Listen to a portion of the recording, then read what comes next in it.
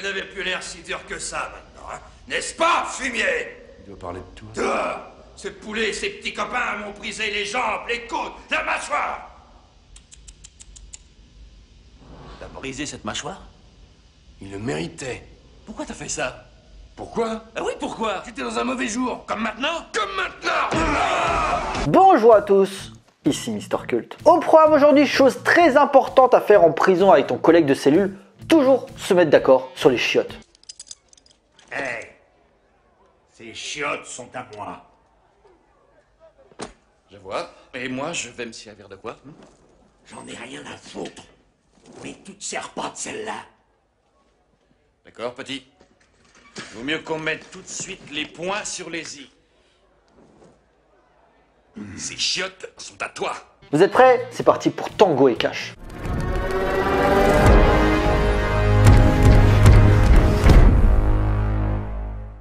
Alors, Tango et Cash est un film d'action américain sorti en 1989 et réalisé par Andrei Konchalovsky. Né en 1937 à Moscou, Andrei Sergeyevich Mikhalkov, c'est très difficile à prononcer, de son vrai nom a toujours été lié de près à l'art. En effet, son grand-père Piotr était peintre, son père Sergei était écrivain et son frère Nikita est également cinéaste. D'abord destiné à une carrière de pianiste où il étudie la musique au conservatoire de Moscou, il fait une rencontre en 1960 qui va tout changer en la personne du grand Andrei Tarkovsky. Ce dernier l'engage pour devenir scénariste pour ses films et l'oriente petit à petit vers le cinéma. Il débute sa carrière de réalisateur en 1965 avec Le Premier Maître, narrant l'envoi d'un soldat de l'armée rouge en Kirghizie durant les années 20 pour éduquer et apprendre à lire les habitants d'un petit village. Le film tourne dans différents festivals et est bien reçu par la critique, lui permettant de faire découvrir le cinéaste hors de ses contrées. Il continue 2 ans plus tard avec son chef-d'œuvre maudit, Le Bonheur d'Assia. Magnifique tableau de la vie paysanne d'une femme élevant seule son enfant. Le film est jugé trop dur, trop réaliste et trop cru de la vision qu'on a du pays. Il sera censuré et interdit de diffusion pendant plus de 20 ans. Malgré cette mauvaise expérience, le cinéaste ne lâche rien et continue sur sa lancée avec Nid de gentilhomme,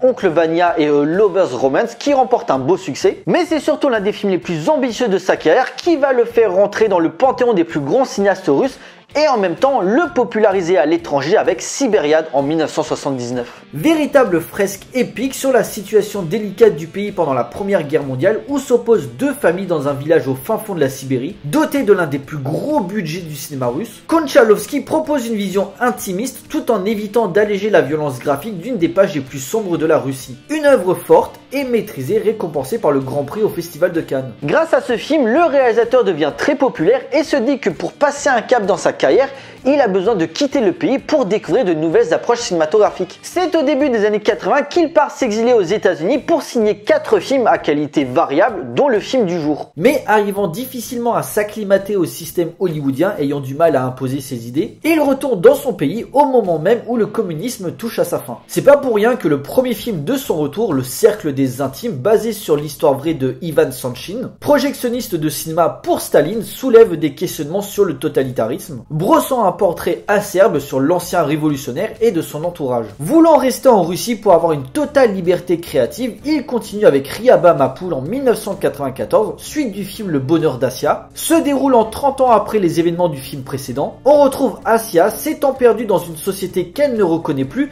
et où les différences sociales servent de moteur d'enjeu. À l'aube des années 2000, le cinéaste enchaîne depuis les projets plus ou moins ambitieux. Le drame psychologique à l'atmosphère étrangement comique avec La Maison de Fou en 2002, une adaptation de Casse-Noisette en 2010 et en 3D qui plus est, une œuvre difficile confrontant les horreurs de la Grande Guerre ainsi que le traitement des prisonniers dans les camps de concentration nazis avec Paradis en 2016, et enfin un magnifique portrait de l'artiste Michel-Ange qui devait sortir l'année dernière dans nos salles mais décalé pour cause de Covid. Si pour le grand public, en tout cas, on ne connaît que de lui le film du jour, ben sa carrière est beaucoup plus vaste que ça. Avec une filmographie de plus d'une vingtaine de longs métrages, Andrei Konchalovsky s'inscrit dans la grande tradition des grands cinéastes russes, à savoir cette perpétuelle recherche de solutions esthétiques nouvelles pour mieux re-questionner son rapport avec la situation politique, économique et culturelle de son pays natal. Un réalisateur surdoué, doué d'une culture universelle, savant mettre en avant les différences sociales auxquelles il a été lié. L'indépendance et la liberté de l'individu pour la Russie, le culte de l'argent pour les États-Unis. Revenons à cette période hollywoodienne d'ailleurs, où il accepte contre toute attente de réaliser un film d'action explosif, très ancré dans les années 80 par la politique réganienne, totalement à l'opposé des films qu'il a l'habitude de mettre en scène. On lui impose un duo d'acteurs improbable, deux top stars de l'actionneur américain, Sylvester Stallone popularisé par Rocky et Rambo, et Kurt Russell, d'abord ayant commencé chez Disney, puis devenu une icône grâce à son rôle de Snake Plissken dans New York 1997, pour faire équipe et combattre des méchants très méchants. Ainsi sortait Tango et Cash. L'histoire suit Ray Tango et Gabriel Cash, deux policiers considérés comme les deux meilleurs flics de Los Angeles, sont les victimes d'un complot monté par un baron de la drogue pour qui leurs agissements sont très gênants pour son business. Accusés d'un meurtre qu'ils n'ont pas commis, ils sont envoyés dans la plus dangereuse prison de la Californie, remplie des pires crapules qu'ils ont eux-mêmes envoyés. Le duo va devoir mettre de côté leur rivalité pour mieux laver leur honneur et mettre hors d'état de nuire le trafiquant et son organisation criminelle. À travers deux mecs que tout oppose, Tango plus calme et calculateur, Cash une vraie pile électrique, le film arrive à osciller entre polar vénère et comédie de potes. Andrei Konchalovsky a très bien compris cela et utilise sa mise en scène pour s'en moquer,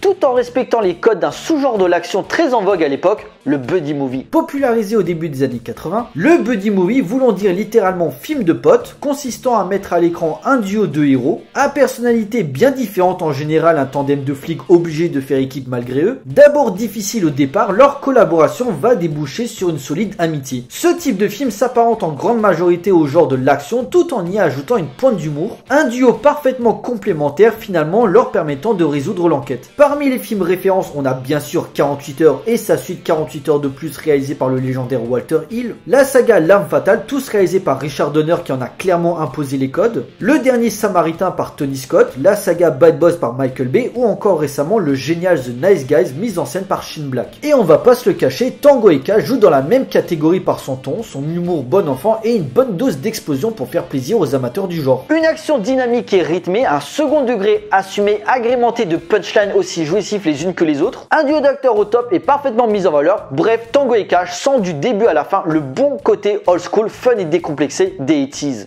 Plus fort. Je vais te faire ça tout doucement. T'arrêtes pas. Non, t'inquiète pas, je peux faire ça toute la nuit. Ah, mon Dieu, prouve-le. Ah, un peu plus vite. Encore? Non, plus loin. Oh mon Dieu, Gabe, je la sens qui se place. Un véritable film popcorn comme on n'en fait plus, mais, parce qu'il y a un mais, si Andrei Konchalovsky est mentionné comme le réalisateur du film, il n'est pas le seul. En effet, suite à un désaccord artistique, le cinéaste voulant faire un actionneur beaucoup plus violent, alors que le producteur Joel Silver voulait plus diriger le film vers la comédie, Konchalovsky fut évincé du projet alors que le tournage était pratiquement fini pour être remplacé par Albert Magnoli. Surtout connu pour avoir réalisé Purple Rain avec Prince, et c'est à peu près tout ce qu'il y a à retenir du mec. Toute cette histoire.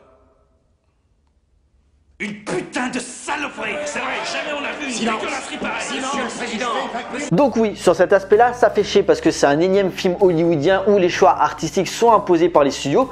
Mais malgré tout ça, Tango et Cash se regardent avec autant de plaisir qu'à l'époque. Pourquoi me direz-vous? Bah je vais vous le dire.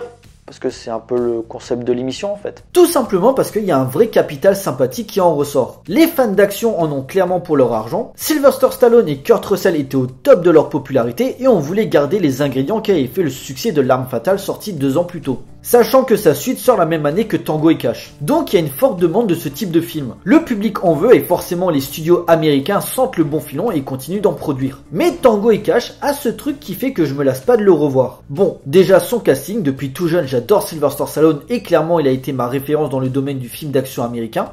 Vous aimez les bijoux? On t'encule. Je préfère les blondes. À vous l'honneur. Et à côté, Kurt Russell, juste le fait qu'il ait interprété ce personnage badass chez John Carpenter, ben il est rapidement devenu mon idole.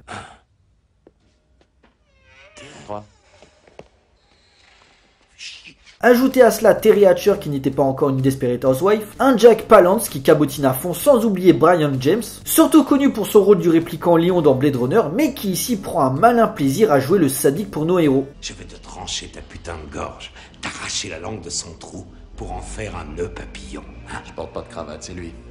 Brave petit. Pour ce qui est du ton du film, certes la noirceur voulue par Andrei Konchalovsky est évincée au profit d'une ambiance tout public, finalement c'est un mal pour un bien, évitant déjà le copier-coller du film de Richard Donner qui avait quand même certaines images chocs pour un film de divertissement. Ça se cogne, ça se bastonne, ça fait des blagues, ça se tire dessus et il y a des courses-poursuites. Bref, le mélange parfait pour une bonne série B hollywoodienne. Vous allez en chier pour ça. Tu te rappelles cette chanson? Tu me l'as envoyée dans les gencives. Mais c'est toi qui vas en chier. Oh, c'est pas grave. Ils veulent me voir crever. Ma vie ne vaut pas une thune. C'est vrai. Bien sûr, niveau mise en scène, on a vu beaucoup mieux. Le but étant de mettre en valeur les prouesses physiques du duo Sylvester Stallone-Kurt Russell le plus efficacement possible, et ça marche. Les blagues fusent à tout va, c'est 100 ans morts, et ne niez pas, vous avez tous bandé devant cette scène.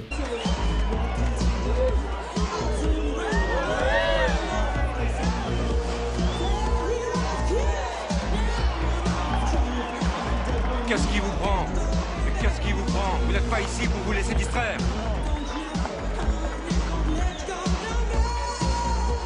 C'est débile par moments, souvent cartoonesque, mais c'est fun et ça a le mérite de reprendre certains codes de plusieurs sous-genres. Le blockbuster hollywoodien, la comédie policière, voire même le film de prison qui représente quand même un quart du film. Une bonne farce à 50 millions de dollars, un gros budget pour l'époque, agrémenté de tous les poncifs et les clichés du genre, mais où les acteurs arrivent à se moquer d'eux-mêmes. Le scénario n'est qu'une succession de scènes voulant faire briller l'un ou l'autre, même si le final n'a clairement aucun sens. Où nos deux héros vont dans le repère du bad guy entouré de camions et de véhicules surarmés. C'est surréaliste, mais si on accepte le délire, on pardonne parce que y a des explosions et moi j'aime bien quand ça pète dans tous les sens. Un duo de gros bras qui fait le taf et qui ont l'air de s'amuser, ça tombe bien, nous aussi. Il se prend pour Rambo. Rambo, c'est une pédale.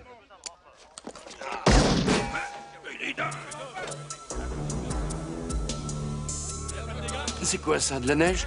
Messieurs, dames, il est l'heure de conclure. Tango et Cash n'est pas un grand film, ça c'est sûr, ni même une référence dans le genre de l'action. Reste qu'il est un buddy movie qui ne ment pas sur la marchandise et qu'il offre ce qu'on attend de ce type de production. S'il a eu un succès modeste en salle, son explosion sur le marché vidéo a confirmé l'aura et la popularité de l'œuvre pour le grand public. Gunfight, dialogue jubilatoire et duo charismatique arrivant à se tourner en dérision. Si vous aimez les bons actionneurs à l'ancienne, jamais ennuyeux, explosif, drôle et tout public, le film coche toutes les bonnes cases, donc jetez-vous dessus, vous le regretterez pas. Tango et Cash est un film culte à découvrir d'urgence.